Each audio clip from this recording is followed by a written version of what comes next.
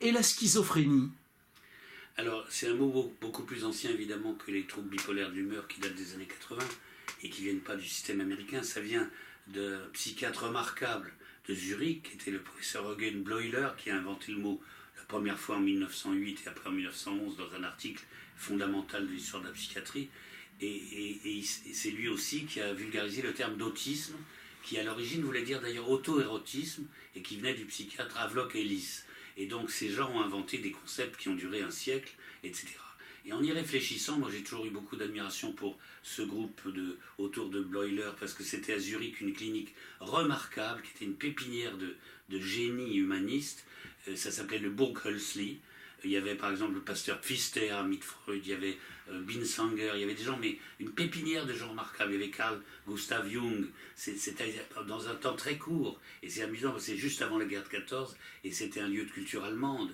Et donc ça a été une pépinière d'intelligence justement dans le domaine des sciences humaines et de la psychiatrie.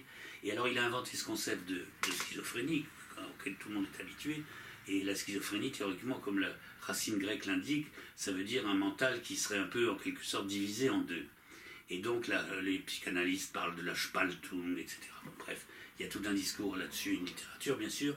Mais, bien sûr, la schizophrénie sûrement existe, parce que j'en connais même des exemples moi-même de jeunes gens qui se révèlent vraiment schizophrènes à l'adolescence, curieusement. C'est-à-dire qui ne donnent aucun signe précurseur dans l'enfance d'avoir quelque chose d'anormal, et qui, au moment où ils deviennent des jeunes gens de 15-16 ans, donc dans la crise de l'adolescence, qui est un moment très très critique de la vie, manifestent brusquement des troubles bizarres qui les font souvent d'ailleurs qualifiés de délinquants. Par exemple, ils se mettent à avoir un comportement addictif anormal, ou ils font des actes de délinquance pure, qui fait qu'on les confond avec des voyous ou des gosses qui font leur crise d'adolescence. Puis on s'aperçoit peu de temps après qu'en fait c'est une vraie maladie très grave, qui est une spirale qui les emmène dans des enfers, et qui sont surtout des enfers pour la famille.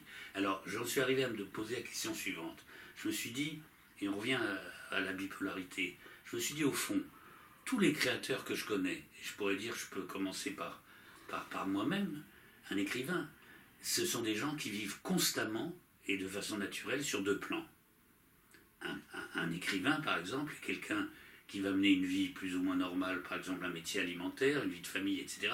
Mais dès qu'il a du temps libre, comme s'il reprenait sa niche écologique habituelle, comme un ludion, il retourne dans l'écriture, parce que c'est le plan sur lequel il se développe véritablement.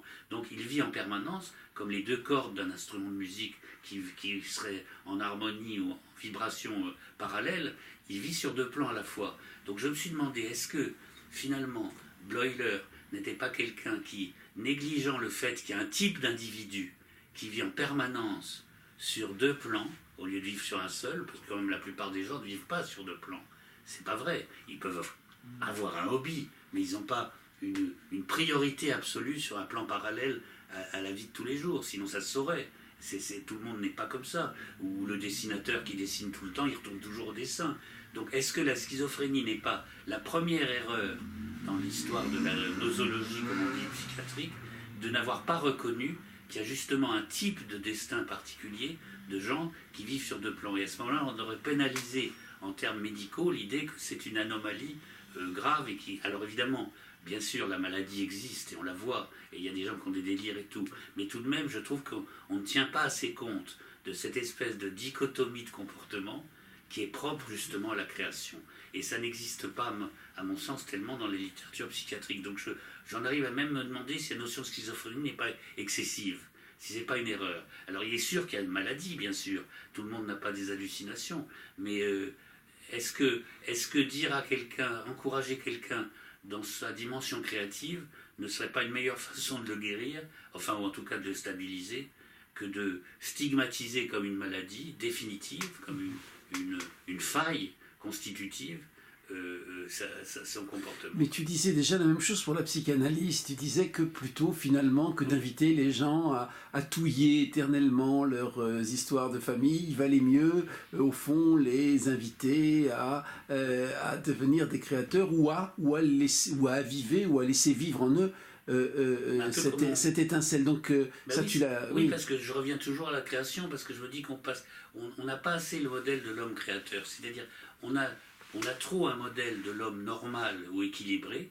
qui est en fait très très lié au modèle dominant d'une société, c'est-à-dire le citoyen sans histoire, qui est le bon producteur d'un système industriel, et on n'a pas cette image dominante que l'épanouissement de l'homme, c'est dans la création.